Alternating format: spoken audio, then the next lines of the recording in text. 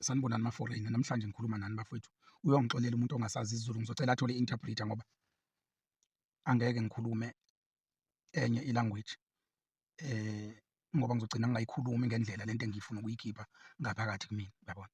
Konke-ke la ukhona uzazi ukuthi uyi-foreigner legally or illegally. Awumamele le video, uthi ukuthatha inhliziyo yakho uyithathe uyibeke esayidini lobuntu, ulalele kahle. Wenze sure ukuthi umqondo wakho nenhliziyo uyarizina ngaphambi kokuba uphendule kule video before uzothuka le mhlawumbe enijwayele ukuyithuka omdidi wakho wathi sesikujwayele, yabo. Ngifuna ukwenza isibonelo ngelakho izwe leli ozalwa kulona. Ake ngithi ezweni lakho la ozalwa khona, wakhulela khona, ukulesimo esikusona la eSouth Africa. Ungakhetha ukuphuma kanjani kule nkinga ekhona? Ngiyafisa ube neqiniso deep down enhlizweni yakho, ukhuluma into eyiqiniso ongayenza uma ungase ezweni lakho njengoba uyi-foreigner nje kube nalezi inkinga esinazo la eSouth Africa ey'thinta ama-illegal foreigner, uyabona? Ake ngithi ezweni lakho bekunezimpi, ama-apartheid, zonke lezo zinto, kuliwa, nilwa inkululeko, uyabona? Ebese-ke siyafika isikhathi sokuthi niyayithola inkululeko. Uma seniyithola inkululeko, nithi niqeda ukuyithola nje inkululeko, nisathi niyaqala niya-relax-a-ke manje ukuthi hhayi-ke sekulungile. Ebese kuyaqala ezweni leni ukungena ama-illegal foreigner. Afike azogcwala eceleni kwemigwaqo, avule amashophu, adayisa ama-fruit, amaveji, yini, konke nje ongakusho, aze azogcwala nakuma-pavement. Anikenzi lutho nina lapho. Nisahlela iy'nto zenu nje ukuthi ngoba nina kahle kahle emqondweni yenu nilindele okukhulu ngezwe lenu esenike nalilwela.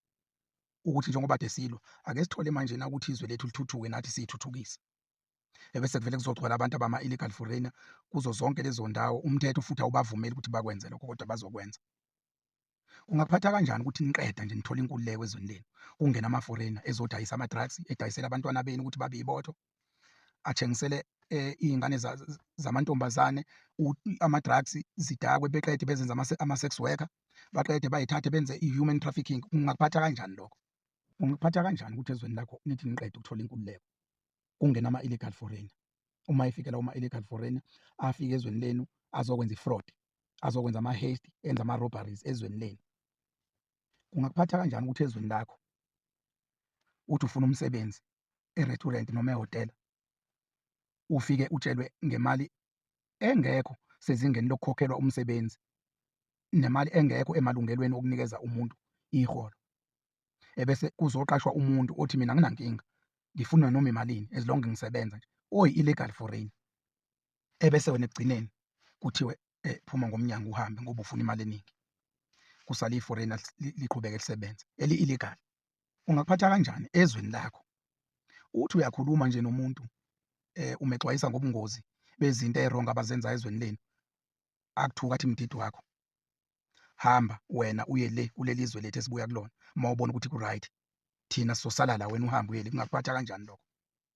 Kungakuphatha kanjani ezweni lakho uthi uyafika nje uyahamba estradini uboshwa yiphoyisa eliyi-foreigner eli-illegal, eselithola amadokhumenti nge-fraud ala ezweni lakho, ebese li-apply-a lithola umsebenzi, likubophe ezweni lakho, kube kuyilona ekudinga ukuthi liboshwe, lidiphothwe, kodwa lizobopha wena. Kungakuphatha kanjani lokho? Kungakuphatha kanjani ukuthi ezweni lakho kungena ama-illegal foreigner azokhuluma amazwi nje wokuthi bonke abantu abasezweni lakho they are stupid, abafundile, bamavila, out of ukucindezelwa ama-foreigner ngenxa yokuthi afuna iy'mali ey'ncane, ebese egcine kuqashwa wona, ebese abantu ekufanele ngabe bayaqashwa balapha ezweni lakho bengaqashwa. Kungakuphatha kanjani lokho? Kungakuphatha kanjani ukuthi ezweni lakho kufike nje ama-illegal foreigner, wena une-ID yezwe lakho eku-identify-ayo ukuthi ubani wakabani, uhlala kuphi, kufika abantu eningazobazi ukuthi obani bakabani bakuphi. Bonke uma ngabe uhlangana nabo ubabuza ukuthi ubani, nguJohn, bonke uma ubabuza, hawu ubani na wena? NguJohn, bonke oJohn. Uma ubabuza bonke, ubani wena? Hhayi, nguMamoni. Labo bantu uma ubheka ezweni lakho ungakujabulela ukuthi kunabantu abanamagama awodwa nezibongo ezodwa, bonke abafanayo, abafika ezweni lakho abangafuni ukuthi nje ba-identify-eke ngqo. Baze ngani labo bantu? Kungakuphatha kanjani ukuthi ezweni lakho usukubone konke lokhu engikuchazayo? Ukubulawa kwabantu bakini, bebulawa ama-illegal foreigners, bewabulala ngebhamu engekho emthethweni, bebadayisela ama-drugs, benza ama-human trafficking, yonke inhlobo ye-fraud, uboshwa yiphoyisa eliyi-foreigner elingekho emthethweni, yonke leyo nto leyo. Isiphi isinqumo ongasithatha sokuqala? Angeke yini uthathe isinqumo sokuthi uthi labantu ngeke besithi siyabamukela kodwa manje sesiyabona ukuthi kahle kahle basenzile mabahambe. Angeke yini kukufikele lokho emqondweni wakho? After ukukufikela, uma uqala ureactor, angeke yini ukuphathe kabi ukuthi kuthiwa u-xenophobic uma ucomplain-ela into ongavumelekile ukuthi yenzeke ezweni lakho, nawe osabayo ukuyenza ngoba ubona ukuthi izobulala izwe lakho, kodwa umuntu oyi-illegal foreigner ongavumelekile ukuba kulelo zwe ayenze yena. Nasi-ke isexwayiso sami mafowethu Sila, uyabona umuntu uma enza into e-peaceful ekhuluma kahle nawe, emva kokuba eseshilo ukuthi ngidiniwe ukuba khona kwakho lakithi, ngicela uhambe, kufanele nikuqaphele ukuthi okulandela lapha into ezobe ingasalawuleki, nokuchitheka kwegazi kunamathuba amaningi kuleso simo leso. Mhlampe nikuthatha kancane lokho.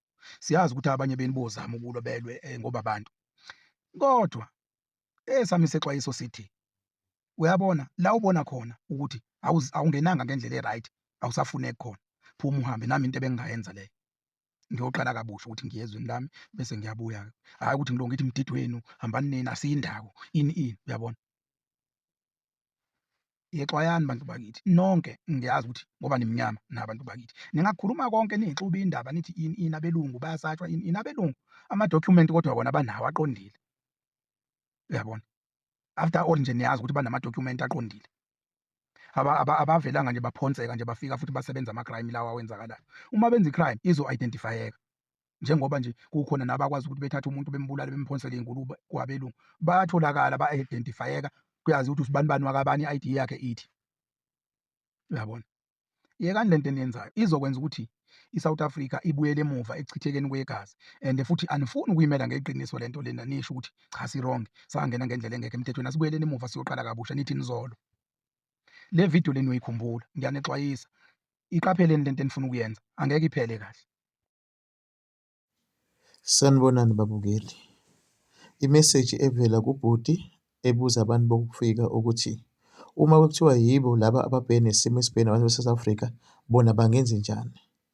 Abantu abathengisela iy'ngane ey'ncane izidakamizwa, beziphendula izigqila zocansi, bona uma ngabe besanda ukuthola inkulumo yabo, besanda ukuthola ukuthi ilizwe basegozolo, besahlisa igazi, nabo sekugcwele abantu bokufika benze izinto ezingafanele ezweni. If kuyibo bona bebengenze njani? Mbukeli, ngisacela ubeke wakho umbono, uphawule ukuthi wena uthini ngalolu daba.